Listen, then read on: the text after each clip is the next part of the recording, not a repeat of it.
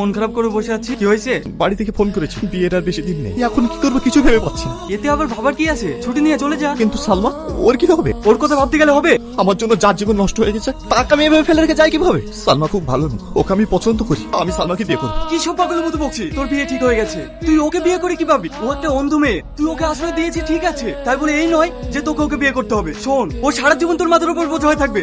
তুই শুধু আমার সুখের কথাটাই ভাবছিস। আর আমি সবার কাছে বোঝা হয়ে গেছি মা। তুমি চলে যাওয়ার সাথে সাথে আমাকে কেন নিয়ে যাওনি মা? আমাকে সবাই করুণা করে, দয়ার পাত্র ভাবে। তুমি পুরো অসহায় মা। কে?